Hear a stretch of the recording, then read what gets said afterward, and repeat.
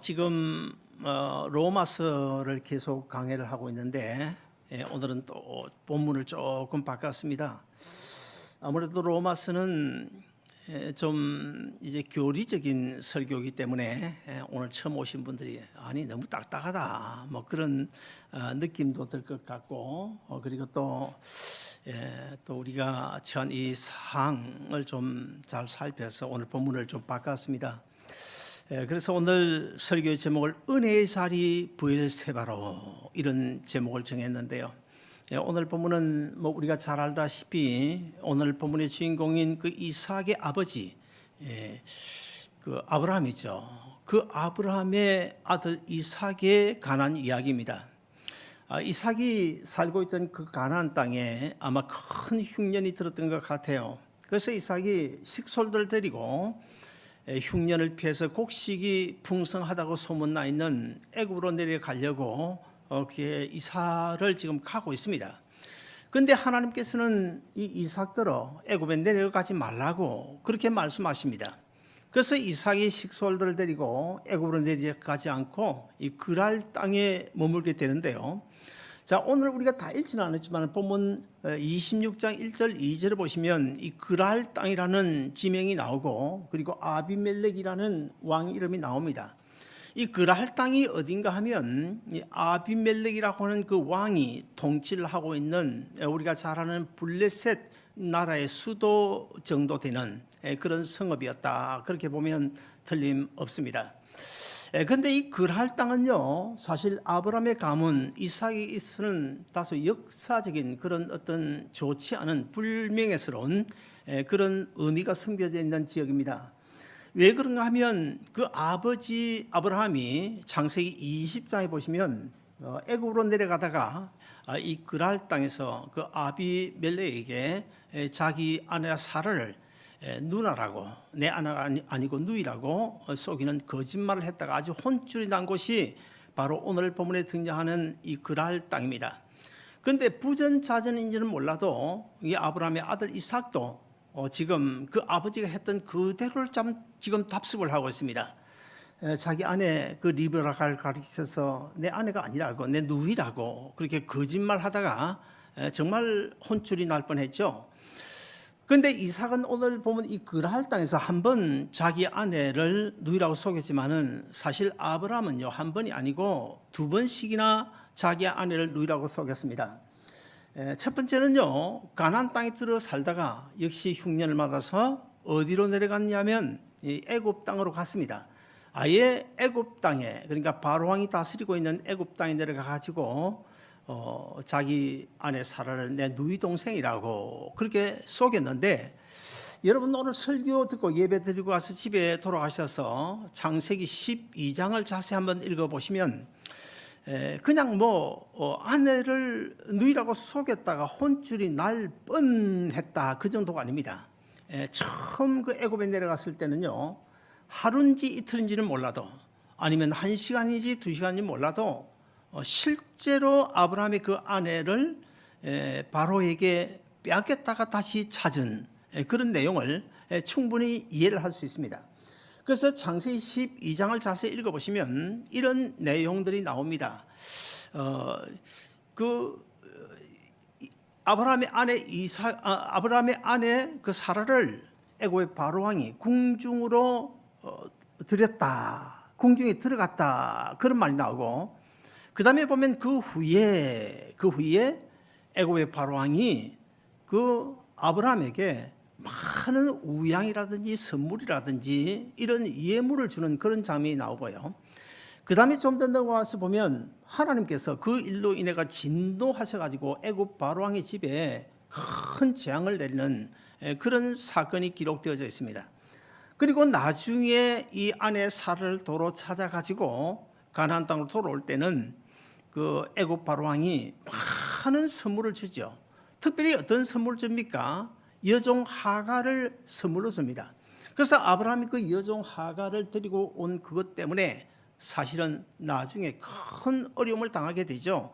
이스마엘이라고 하는 하나님이 원치 않는 아들을 낳아가지고 그때 아브라함 당대뿐만 아니고 지금까지 두고 저 중동에서 아주 피비 나는 그런 고통 가운데 지내오게 되는 것입니다.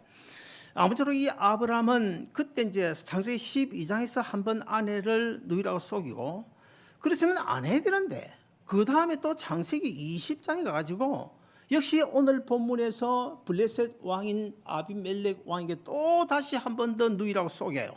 그래서 혼쭐이 나가지고 가나안 땅을 돌아왔죠.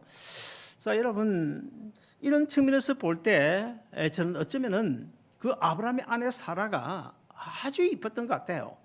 그리고 이삭의 아내 그 리브가도 아마 상당한 미모가 아니었을까 그런 짐작을 하면서 뭐 나도 뭐 누가 물어보는 사람이 없었어요. 그렇지 누가 물어본다면 나도 내 아내가 아니라고 누이라고 뭐 속일지도 모르겠어요. 뭐 아무튼 간에 오늘 이런 사건들이 있던 이후에 오늘 본문이 전개가 되는데 자, 그래서 아무튼 그 사건은 별일 없이 잘 마무리가 되었습니다. 그래서 이 이삭이 그랄 땅에다 정착을 하기로 하고 우물을 파요. 사실 옛날 그 당시에는 이 농사를 짓고 그다음 목축을 하는 데 있어서는 이 우물은 사실 삶의 근거지나 마찬가지거든요. 그래서 우물을 팠는데 이제 문제가 생겼습니다. 그 블레셋 사람들이 시기 질투심에 하나님께서 그 이삭에게 그랄 땅에서 농사를 짓는데 100배나 소출이 나오게 되고 그리고 또 많은 우양의 축복을 주니까 그 블레셋 사람들이 그만 시기 질투가 생기게 된 거예요. 그래서 이삭이 우물을 파놓으면 와서 그냥 메꾸어 버리면서 시비를 겁니다. 그럼에도 불구하고 이삭은 다투지 않냐고 또 쫓겨서 피난 가는 식으로 또 다른 곳으로 옮겨서 우물을 팝니다. 그러면 또 와서 막 메꾸어 버리는 거예요. 원주민이 와서 메꾸어 버리고 그러다가 어디까지 가는가 하면 르호봇이라는 곳까지 가서 우물을 팠는데 거기도 그냥 물이 칼칼 쏟아져 나오는데 그때서야 블레셋 사람들이 시비를 걸지 않는 것입니다. 그런데 그 르호봇이 어느 정도 위치에 있냐 하면 브엘세바라는 곳과 거의 가까운 곳에 있었던 것 같아요. 그래서 르호봇에 우물을 파고 보니까 옛날 그 아버지 아브라함이 하나님으로부터 축복을 약속받았던 그 브엘세바가 생각이 나게 됩니다. 그래서 브엘세바에 올라가서 하나님 앞에 제단을 쌓게 되고 하나님은 이삭에게 그 아버지 아브라함에게 옛날에 약속하셨던 그 언약의 축복을 다시 한 번 더 재확인시켜주는 그런 내용이 오늘 본문입니다. 자, 그러면 이런 본문 가운데서 저는 한 두 가지 중요한 대지로 말씀드리고 싶은데 첫째 하나는 하나님은 자기 뜻에 의해서 우리 인생길을 우리 삶을 구체적으로 간섭하신다는 사실 이것을 오늘 우리에게 가르쳐 주고 있습니다. 창세기에 보면 4대 족장이 나오죠. 4대 족장 그러면 뭐 제일 먼저는 아브라함이고 그다음에 이삭이고 그리고 또 야곱과 요셉 아니겠습니까? 근데 참 신기하게도 이 4대 족장들이 모두 다 하나같이 어떤 뭐 흉년이라든지 어떤 이런 일들을 만나 가지고 애굽으로 내려가는 그런 장면들이 창세기 계속 나오는데요.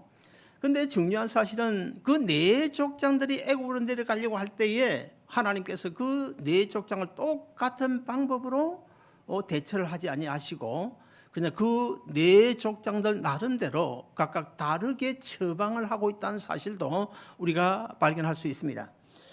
하나님께서 아브라함이 애굽으로 내려가려고 할 때는요, 아브라함이 마음대로 하도록 내버려 두셨습니다. 그러나 이삭이는 오늘 본문에서 말씀하고 있는 것처럼 애굽에 내려가지 말라 막으십니다. 그리고 야곱에게는 어떻게 하십니까? 야곱은요 애굽으로 내려가라고 하나님께서 말씀하십니다. 그리고 요셉은 또 어떻게 합니까? 요셉은 애띤 17살 정말 그 어떤 애띤 소년 시기에 그것도 종으로 팔려 애굽으로 들어가게 하시는 이런 각각 다른 처방을 하고 계시는데 자, 그런 이제 하나님의 처방에 따라서 아브라함이 애굽에 내려갔다 어떻게 했습니까? 아내를 정말 영영이 빼앗길 수밖에 없는 그런 어려움을 당하고 결국에는 고향이 아니라 그 가나안 땅으로 되돌아오게 되죠. 그리고 이삭은 어떻게 합니까? 이삭은 오늘 본문에서 애굽으로 내려가지 아니하고 그랄 땅에 정착을 하게 되고 우물을 파게 됩니다.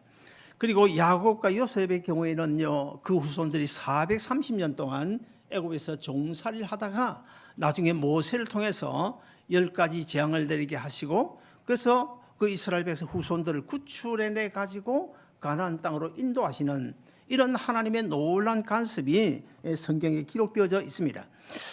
우리는 신약 성경에서 사도 바울이 어떻게 살았는지 어느 정도는 우리가 알고 있지 않습니까? 사도 바울만큼 주님을 사랑한 사람 이 세상에 아마 거의 없을 것이고요.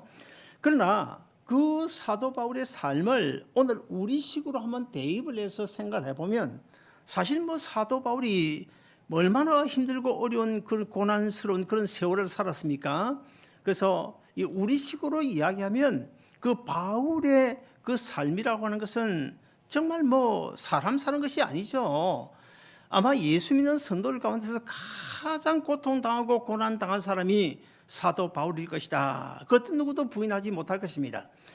자, 사도행전 9장 15절 16절을 보시면 예수님께서 이 바울에게 앞으로 너는 어떻게 살아야 될 것이라고 분명히 예언을 하고 있는데 우리 한번 같이 읽어보실까요? 같이 읽겠습니다. 시작. 이 사람은 내 이름을 위하여 이방인과 임금들과 이스라엘 자손들에게 전하기 위해 택한 나의 그릇이라. 그가 내 이름을 위하여 얼마나 고난을 받아야 할 것을 내게 그에게 보내리라. 사랑하는 여러분, 하나님은 우리 한 사람 한 사람을 향하신 하나님 자기 뜻을 가지고 있다는 사실을 믿으십니까?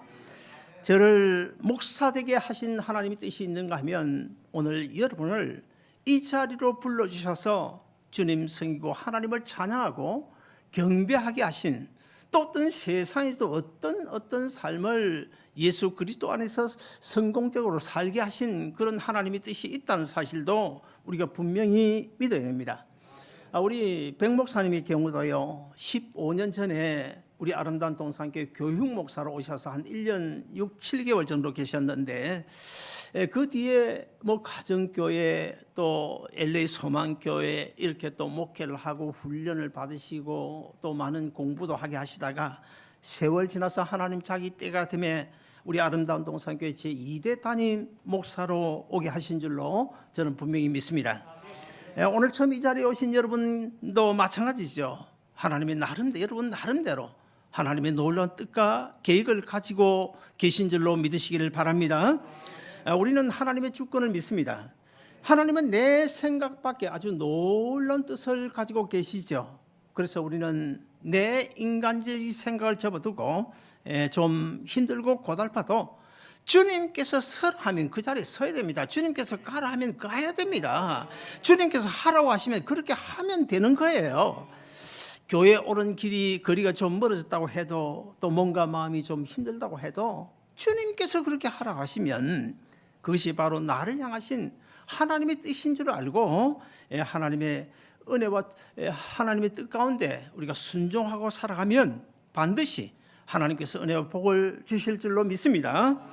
여러분, 하나님의 백성과 세상 불신자들의 차이점이 무엇일까요? 세상 불신자들은요, 그 어떤 삶을 살든 간에 심지어는 그 죄의 소굴 속에 들어간다고 할지라도 하나님께서는 그들에게 간섭하지 않으십니다.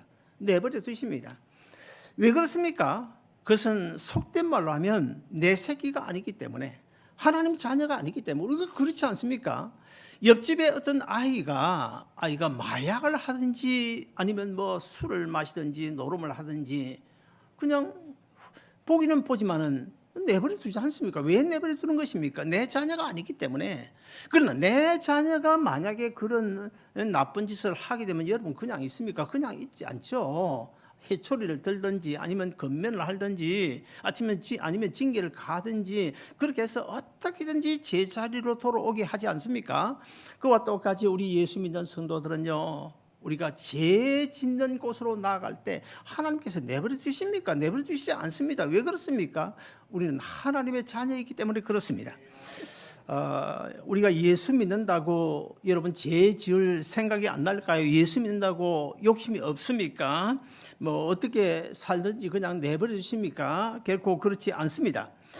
우리에게도 여전히 죄 지으려고 하는 그런 죄의 속성이 우리 안에 다 있고요. 그리고 또 좋은 집에 살고 싶고 좋은 차도 사고 싶고 그리고 욕심도 여전히 가지고 있고요. 그런데 예수 믿지 않는 그들과 우리 예수 믿는 성도들 간의 차이점이 뭡니까? 뭐가 다릅니까? 그 차이점은요, 예수 믿지 않는 불신자들은요, 죄를 짓는데도 그 길이 막히지 않는다는 것입니다. 그러나 진짜 예수 잘 믿고 성숙한 그리스도인은요, 죄 짓는 자리로 나아가게 되면 결코 형통하지 못하는데, 왜 그렇습니까? 하나님께서 막으시기 때문에 그렇습니다.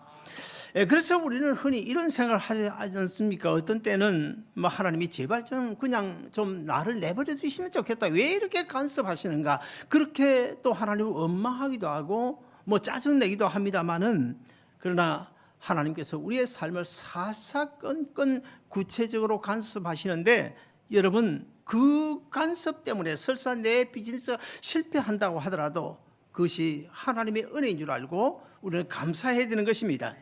왜 그렇습니까? 하나님의 그런 간섭 때문에 내가 죄 짓고 살지 않을 수 있고, 하나님의 간섭 때문에 하늘나라 가는 이 구원의 길에서 나호자가 되지 않을 수 있기 때문인 줄로 믿으시기를 바랍니다. 그 다음에 두 번째로, 하나님은 우리 한 사람 한 사람 하나님이 예정해 놓으신 그 은혜의 자리 브엘세바로 이끌어가고 계신다는 사실도 우리가 꼭 믿어야 됩니다.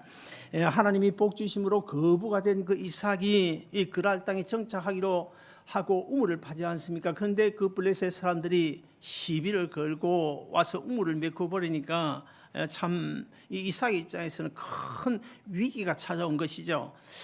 그 당시에 목축을 하거나 농사 지을 때 우물은 삶의 근거인데요.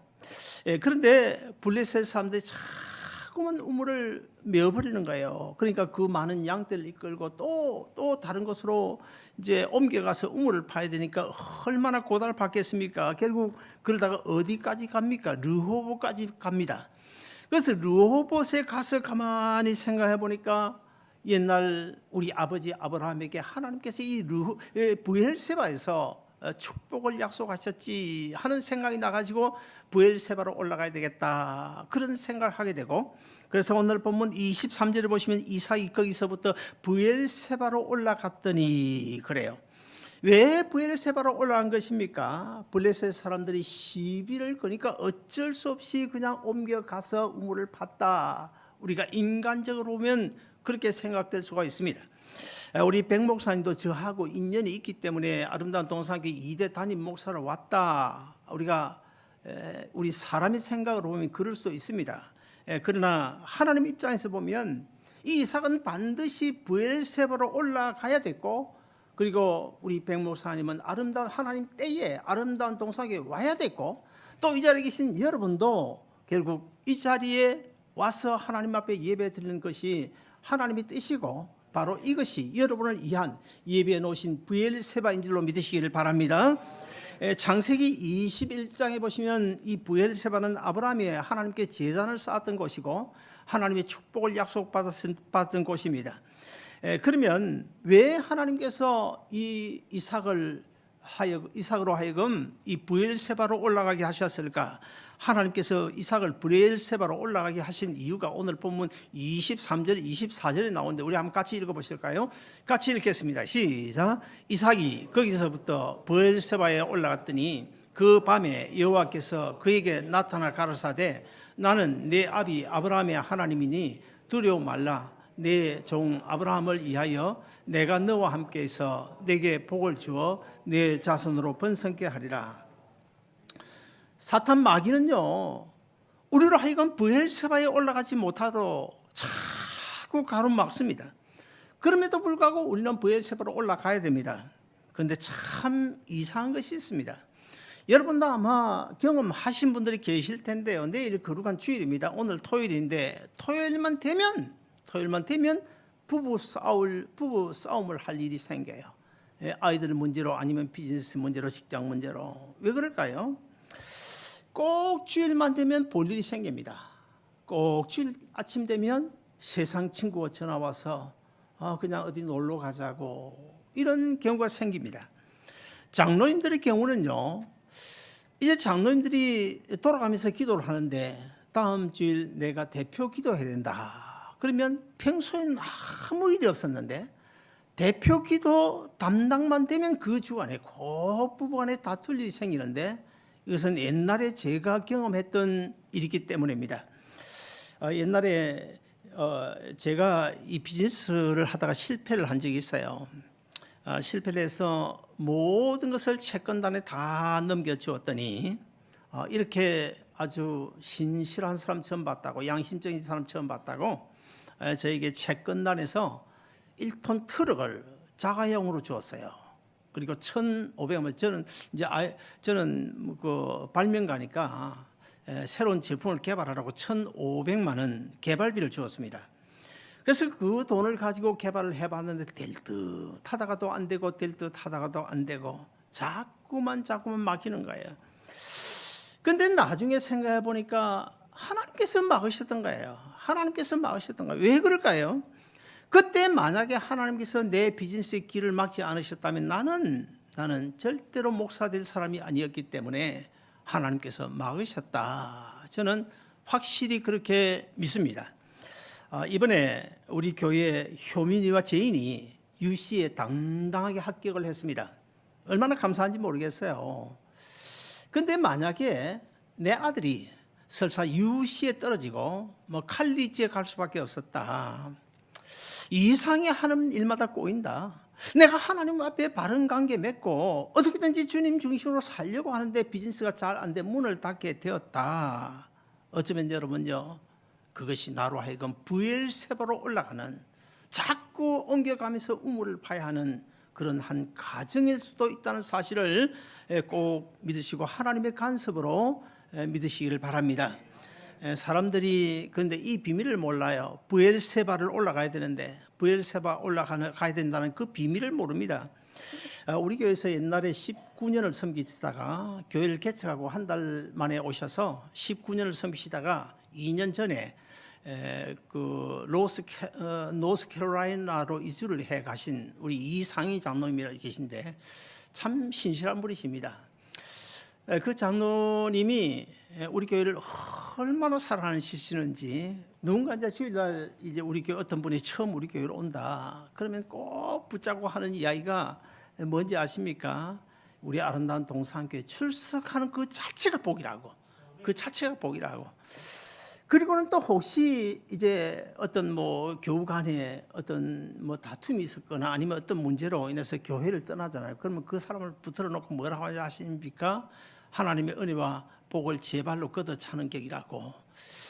내가 오늘 아침 교회에 오면서 차 안에서 이런 생각이 들었습니다. 만약에 그 이상희 장로님이 오늘 계셨더라면 오늘 친교 시간에 아마 여러분은 정신을 못 차는 게 그 장로님이 붙들려 가지고 그냥 아이고 집사님 권사님 여기 오신 것이 하나님 은혜 복이라고 붙들려 가지고 아마 집에 가지도 못할 겁니다. 얼마나 열정인지 몰라요. 사랑하는 여러분, 오늘 이 본문을 보시면요, 본문을 보시면 이삭이 우물을 파기만 하면 블레셋 사람들이 와 메꿔 버리지 않습니까? 여러분 같으면 어떻게 하십니까? 아니 한 번쯤이야 이해가 돼요. 한 번쯤이 그래 내가 양보하지. 근데 두 번, 세 번 계속 그러면 여러분 어떻게 하시겠습니까? 신경질 나지 않겠습니까? 썩나지 않겠어요? 목사님 나도 성질 날 것 같은데. 그래서 한판 하든지 다투든지 아니면 또 세상 법정에 수를 하든지 그래 하지 않겠습니까? 그럼에도 불구하고 본문을 자세히 읽어보시면 이삭은요 다투질 않아요. 다투지 않고 그냥 피해서 옮겨가서 또 우물 팝니다. 피해갑니다. 왜 그럴까요? 아마도 제 생각에는 이삭은 믿음의 사람이고 예수님의 표상이기 때문에 아마 그런 생각을 했던 것 같습니다. 왜 이러지? 왜 자꾸 한 번 두 번 아니고 왜 내가 지금 계속 우물을 파면서 옮겨가야 하지? 그런 생각 가운데서 아마 혹시라도 하나님의 어떤 뜻이, 나를 향하신 뜻이 이 가운데 있지 않을까, 아마 그렇게 생각했던 것 같은데 저는 분명히 그렇게 믿습니다. 여러분, 눈에 보이는 현실은 실패인 경우가 많죠. 그러나 하나님의 시각으로 보면 실패가 아닌 경우 있다는 사실 여러분 경험해 보셨습니까? 왜 그렇습니까? 이삭을 은혜의 자리 브엘세바로 반드시 이끌어 가시는 것이 하나님의 뜻인데, 사실 이삭의 눈으로 보면, 또 이삭의 자손들 눈으로 보면 이거 뭡니까? 실패 아닙니까? 힘들게 우물을 파는데 메꿔버리고, 우물을 파는데 메꿔버리고, 또 이사 가야 되고, 또 이사 가야 되고, 실패잖아요. 그러나 하나님의 시각으로 보면 그것이 은혜의 자리로 나아가는 길이었던 것입니다. 여러분, 룻기서에 나오는 나호미를 아십니까? 그 나호미의 남편이 엘리멜렉인데 이 엘레멜렉 그 나오미 남편의 이름의 뜻이 무엇인지 아십니까? 하나님은 나의 왕이다, 그런 뜻입니다. 그리고 나오미라는 이름의 뜻은 무엇인지 아십니까? 희락이다, 기쁨이다, 그런 뜻입니다. 자, 그런데 이 나오미가 남편과 두 아들 말론과 기론이라는 이 두 아들 데리고 살고 있던 베들레헴에 흉년이 되니까 도대체 이래서 못 먹고 살겠다. 그래서 어디로 갑니까? 이방 나라인 그 모압 땅으로 이주를 하지 않습니까? 이주를 했다가 어떻게 돼요? 남편 죽어버리고 두 아들도 죽어버리고 결국 자기 핏줄도 아닌 청산 가부 룻 하나 딱 데리고 고향으로 돌아온 장면이 나오잖아요. 만약의 경우에 구약 시대의 그 사람들은 그 부모들이 하나님께 영감을 주셔서 이름을 지을 때는 반드시 그들의 삶을 보면 야곱도 그렇고 그 이름의 뜻대로 살았던 사실을 우리가 얼마인지 확인할 수 있는데요. 그러므로 그 나오미의 남편 엘리멜레 하나님은 나의 왕이다. 나오미는 뭐라고요? 기쁨이다, 쾌락이다, 그런 뜻인데 그들이 좀 흉년이 와도 좀 어렵더라도 힘들더라도 그 베들레헴이 어떤 곳입니까? 베들레헴 물론 예수님이 태어난 곳이지만 베들레헴은 하나님과의 사이에 제단이 있는 곳이에요. 하나님과의 제단이 있는 것이고 하나님을 섬기는 곳이고 하나님과 사귐이 있는 곳입니다. 그러므로 하나님과 사귐 속에서 좀 힘들고 어렵더라도 하나님의 백성으로 끝까지 참고 견디면서 살았더라면 그 이름의 뜻과 같이 여호와 하나님을 왕으로 섬기면서 그리고 기쁘고 즐겁게 살 수 있지 않았을까, 그런 생각이 드는데요. 그럼에도 불구하고 이 나오미는 그냥 눈앞에 보이는 그것만 보고 여기서는 못 살겠다. 그래서 모압 땅으로 갔다가 완전히 패가 망신하고 돌아오지 않습니까? 그런데 나중에 이 베들레헴으로 돌아오는데요, 힘이 쭉 빠져가지고 청산 가부된 그 룻 하나 데리고 베들레헴 성문 쪽으로 오고 있는데 베들레헴 성 안에 있던 사람들이 성문 밖에 보니까 어떤 나이 좀 이제 들어가 늙은 어떤 할머니가 힘이 쭉 빠지고 걸어오는데 가만히 보니까 아무래도 그 옛날 나오미 같아. 그래서 가서 동네 사람들이 물었습니다. 아니, 당신 혹시 나오미 아니야? 하고 물었더니 나오미가 뭐라고 대답합니까? 예, 저 나오미 맞습니다. 그러나 이제부터는 나오미라고 부르지 말고 기쁨이다, 즐거움이다, 희락이다 그렇게 부르지 말고 나를 마라라고 불러주세요. 마라가 무슨 뜻입니까? 쓴물이다, 괴로움이다, 그런 뜻입니다. 사랑하는 여러분, 한번 잘 살아보겠다고 하나님을 떠나 모압으로 갔던 나오미, 사랑하는 남편 죽어버리고 눈에 넣어도 아프지 않을 두 아들 기론과 말론까지 죽어버리고 재산은 다 탕진하고 이제 뭐 인생의 삶의 의미를 느끼지 못한 그런 나이에 결국 이제 청산 가부된 룻 하나 때리고 이제 힘이 빠져가지고 고향으로 돌아오게 있는데요. 결국 기쁨을 누리면서 살아야 될 그 나오미가 괴로움만 안고 돌아오는 그런 처량한 모습을 우리가 룻기서에서 볼 수 있습니다. 저는 지금까지 어릴 때 유아 세례 받고 예배당에 뒹굴면서 70년을 살아왔는데요. 얼마나 많은 사람들 봤겠습니까? 저는 나오미 같은 사람 정말 많이 봤거든요.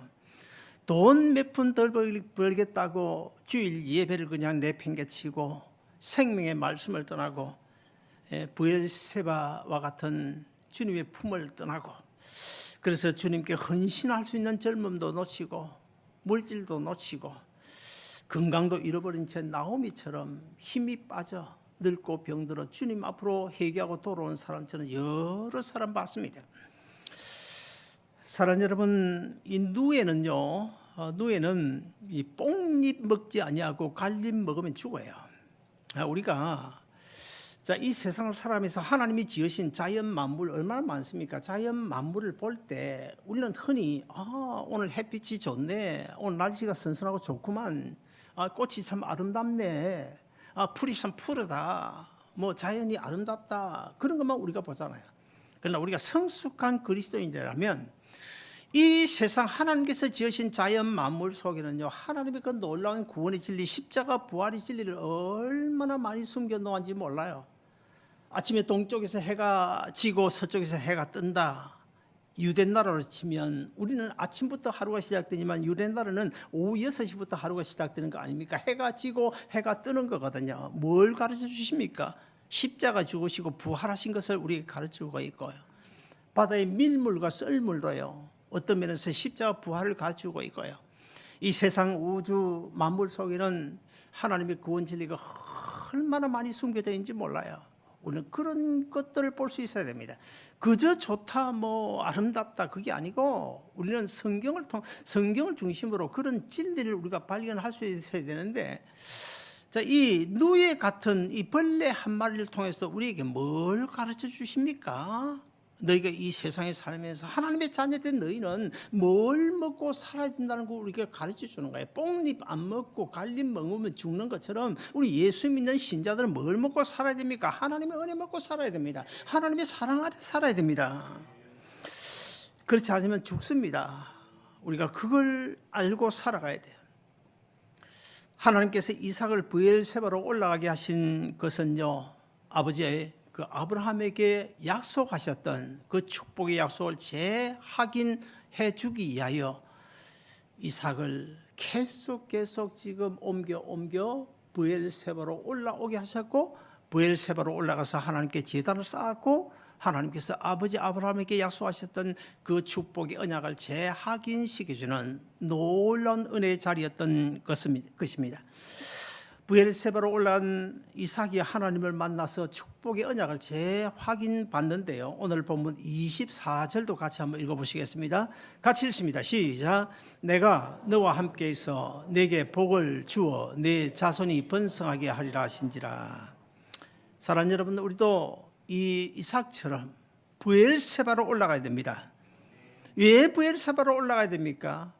거기에 하나님의 은혜와 축복이 있고, 거기에 내 삶의 능력이 있고, 거기에 내 문제의 해결이 있고, 거기에서 하나님과의 깊은 사귐이 있기 때문에 우리는 브엘세바로 올라가야 은혜와 복을 받는 줄로 믿으시기를 바랍니다. 사랑하는 여러분, 지금 내 앞에 부닥친 이 고난스러운 문제, 그 문제가 하나님께서 어쩌면 나를 은혜의 자리 브엘세바로 이끌어가는 한 가정일 수 있다는 사실을 꼭 기억하고, 우리는 그 어떤 어려운 고난스러운 환경 가운데도 십자가의 주님을 바라보고 그 은혜의 자리를 사모하고, 오늘도 내일도 한 발짝 두 발짝 브엘세바를 향하여 올라가는 여러분 모두 되시기를 주의 이름으로 축원드립니다. 기도하겠습니다.